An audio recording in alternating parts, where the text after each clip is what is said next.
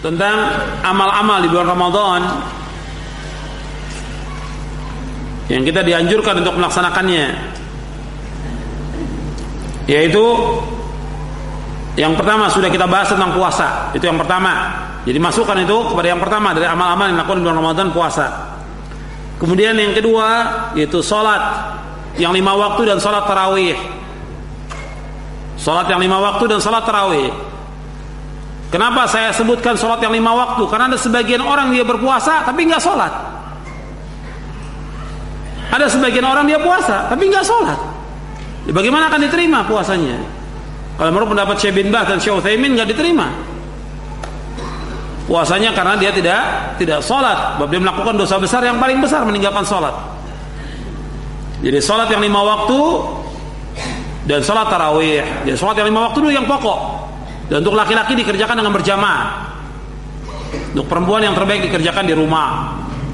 Dan termasuk yang 5 waktu ini subuh, karena ada sebagian anak dia berpuasa tapi enggak kerjakan salat subuh. Membangunkan orang dia untuk sahur, dia sendiri tidak salat subuh. Membangunkan orang untuk salat subuh, dia sendiri enggak salat subuh. Ini salat yang 5 waktu dan salat tarawih. Dan salat tarawih ini riwayat-riwayat yang sahih itu dikerjakan dengan 11. Dari Nabi SAW 11, dan sahabat-sahabat mengerjakan juga dengan 11 rakaat. Bisa dikerjakan dengan 2 kali, dikerjakan 2 rakaat 5 kali, witirnya 1, atau 2 rakaat 4 kali, witirnya 3. Dan untuk witir dikerjakan yang terbaik dengan 2 rakaat salam, kemudian 1 rakaat salam. Kalau dikerjakan langsung 3 rakaat salam boleh, tapi yang lebih kuat dengan 2-1 untuk witirnya. Jadi salat tarawih bisa dikerjakan di awal malam, bisa dikerjakan di tengah malam, bisa juga di akhir malam. Yang terbaik di akhir malam. Cuma tetap kita kerjakan berjamaah bersama imam di masjid. Dan orang yang salat bersama imam akan ditulis seperti dia salat semalam suntuk. Jadi man qama ma'al imami hatta yansarifa kutiba lahu qiyamul lailatin. Barang siapa yang salat bersama imam, salat tarawih, maka akan ditulis seperti dia salat semalam suntuk.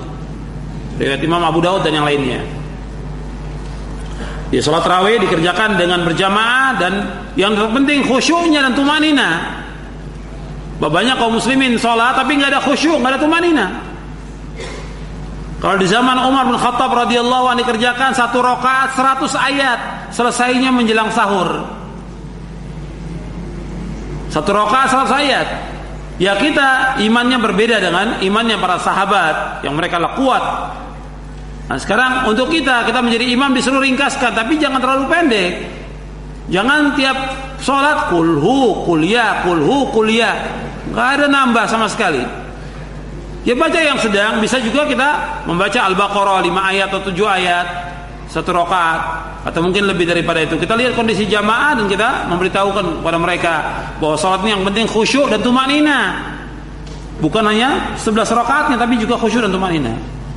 Ada juga sebagian orang mengerjakan salat tarawih dengan 23, dipaksakan 23 karena melihat para imam mengerjakan 23 kata mereka, tapi enggak ada khusyuk, enggak ada tumanina.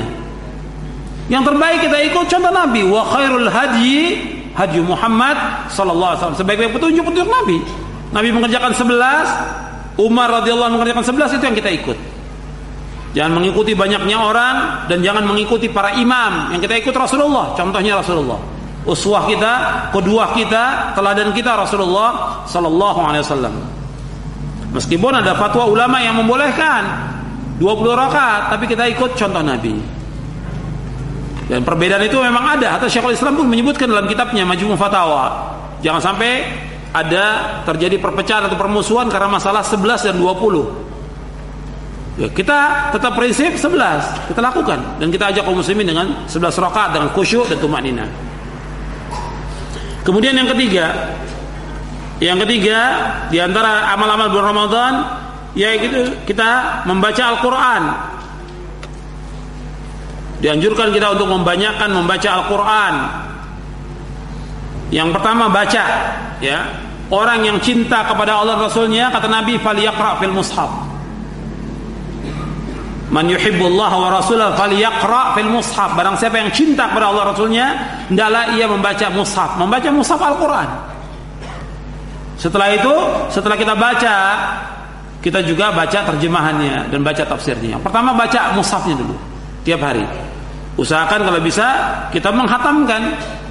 Sebab Nabi menyuruh kita untuk membaca Al-Quran dan menghatamkannya setiap seminggu sekali. Kalau bisa kurang dari itu, tapi nggak boleh kurang dari 3 hari. Ya, kalau 3 hari sekali kita khatam, berarti sehari baca 10 juz.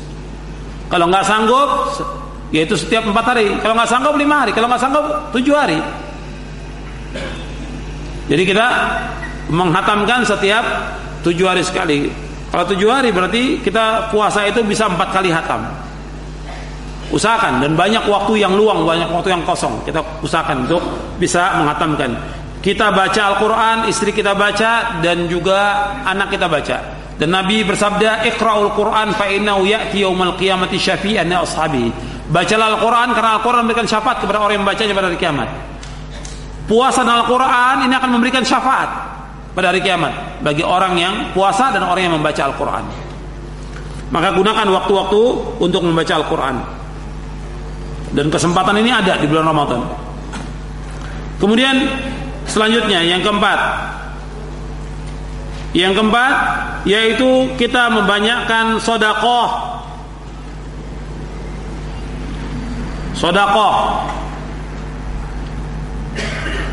Kita dianjurkan untuk banyak sedekah di bulan Ramadan ini. Dan Nabi orang yang dermawan, dan paling dermawan di bulan Ramadan. Nabi adalah orang yang dermawan dan paling dermawan di bulan Ramadan. Jadi jangan bakhil, dan kita akan diganti oleh Allah pada hari kiamat nanti. Di dunia diganti, di akhirat juga akan diganti. Wa ma anfaqtu min syai'in fa huwa yukhlifu. Apa saja yang kamu infakkan akan diganti oleh Allah. Dan kita sedekah, niat kita untuk akhirat supaya kita masuk surga dan dicegah dari api neraka. Maka Nabi ketika menyebutkan tentang sedekah, tentang infak, Nabi mengatakan ittaqin nara walau bi syiqqi tamratin. Jaga diri kamu dari api neraka meskipun dengan sebutir kurma.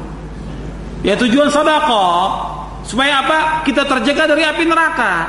Bukan sedekah supaya lulus ujian. Bukan sedekah supaya naik kelas. Bukan sedekah supaya kita dihindari dari kejahatan orang. Bukan sedekah supaya naik jabatan, bukan. Sekarang banyak orang sedekah supaya dipilih jadi wali kota, jadi bupati, jadi yang lainnya. Jadi sedekah niatnya untuk itu. Sedekah niatnya karena Allah dan supaya kita masuk surga dan terhindar dari api neraka, bukan untuk yang lain. Jadi perhatikan itu. Jadi sedekah niatnya karena Allah Subhanahu wa taala. Dan fadilahnya banyak ini, puluhan fadilah. Kemudian yang kelima. Yang kelima yaitu kita mencegah atau menahan diri dari hal-hal yang membatalkan puasa.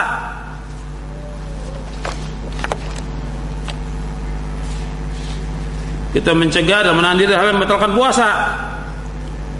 Ya, termasuk berkata dusta, berkata bohong. Kalau yang tadi membatalkan puasa, makan, minum bercampur, kemudian juga mengerjakan yang diharamkan kita tinggalkan. Karena akan mempengaruhi puasa kita. Termasuk juga berkata dusta. Kata Nabi, "Man lam yada' qaula zur wal 'amala bihi, falaysa lillahi hajatun fi ayyada ta'amu wa syarabahu." Barang siapa yang tidak meninggalkan perkataan dusta dan dia mengerjakannya, Allah tidak berhajat kepada dia makan dan minum. Artinya Allah tidak berhajat kepada dia puasa. Enggak dinilai puasanya. Karena apa? Dia berdusta, berbohong. Maka perbuatan yang haram, yang enggak ada manfaatnya, tinggalkan. Ya, nonton, jalan-jalan, main game atau yang lainnya, semua tinggalkan yang enggak ada manfaatnya. Yang haram ditinggalkan, yang makruh ditinggalkan, yang tidak bermanfaat juga tinggalkan. Karena ini akan mempengaruhi nilai puasa kita. Jadi seorang muslim betul-betul menggunakan waktu itu dengan yang betul-betul bermanfaat di bulan Ramadan ini.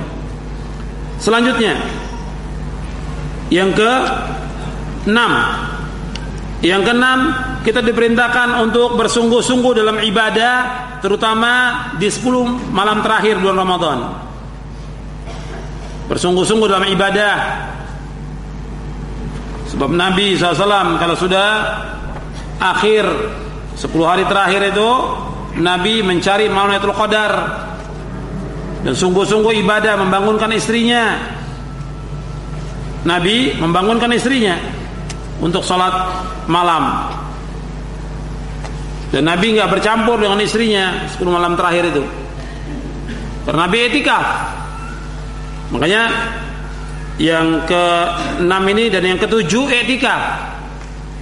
Yang ke-6 bersungguh-sungguh, kemudian yang ke-7 etikaf.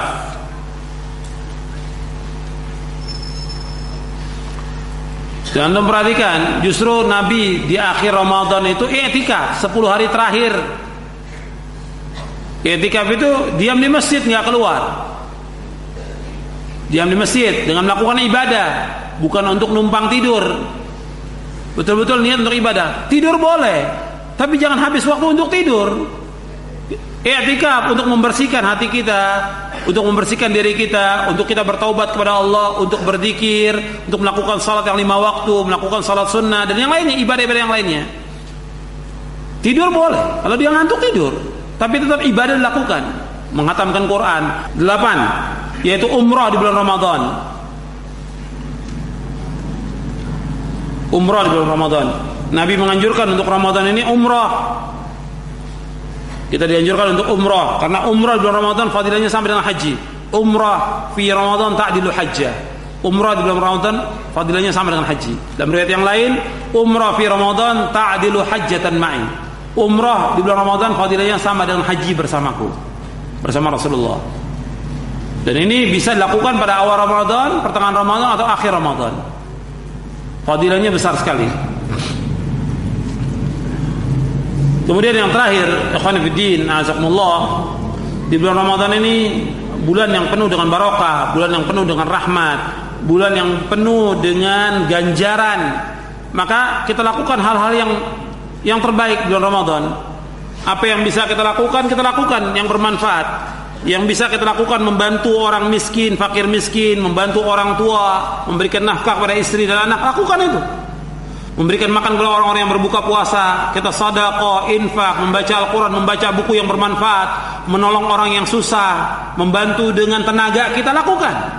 Dan selalu saya ingatkan kepada talabatul ilm, kepada murid-murid yang ngaji, saya ingatkan berkali-kali dan berulang kali, kita harus menjadi orang yang bermanfaat dalam hidup ini. Jangan menjadi beban buat orang lain.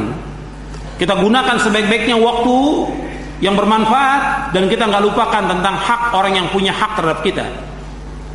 Hak orang tua kita penuhi, hak istri wajib kita penuhi, hak anak juga kita penuhi, hak tetangga kita penuhi. Di samping kita memanfaatkan waktu sebaik-baiknya, kita juga bukan seperti orang-orang torekot yang dia bersemedi, diam, tidak bergaul dengan manusia, tidak. Islam mengajarkan wa khaliqin nasa bi khuluqin hasan, bergaul kepada manusia dengan akhlak yang mulia. Kita harus membantu apa yang bisa kita bantu buat kaum muslimin. Nggak bisa kita bantu dengan ilmu, nggak bisa kita bantu dengan pikiran kita, nggak bisa kita bantu dengan harta kita, bantu dengan tenaga kita. Apa yang bisa kita bantu buat Islam ini? Apa yang bisa kita bantu buat umat ini? Bantu, jangan diam. Jangan berpangku tangan. Orang sibuk kerja dia diam. Islam mencela orang-orang yang malas. Apa yang bisa kita bantu buat Islam, kita bantu buat Islam. Ini Islam mengajarkan kita perhatikan apa yang susah dari tetangga kita, keluarga kita, family kita, bantu. Nggak mampu dengan uang, bantu dengan tenaga kita. Jadi jangan alasan puasa kemudian kita jadi orang pemalas, tidak. Dengan puasa apa yang bisa kita, sibuk kita apa yang kita lakukan. Di samping kita membaca Al-Quran untuk diri kita ibadah kepada Allah, kita juga membantu orang lain. Itu Islam mengajarkan demikian. Jadi itu kita lakukan. Jangan kemudian puasa menjadi orang yang malas, diam hanya untuk diri sendiri. Kita nggak pikirkan orang lain. Sekian banyak umat perlu bantuan, butuh bantuan kita, bantu dia dengan apa yang bisa kita lakukan untuk kita, keluarga, dan kaum muslimin. Itu saja yang perlu saya sampaikan, mudah-mudahan bermanfaat untuk saya dan kaum sekalian. Wassallallahu ala Muhammadin sallallahu alaihi wasallam wa akhiru da'wana alhamdulillah.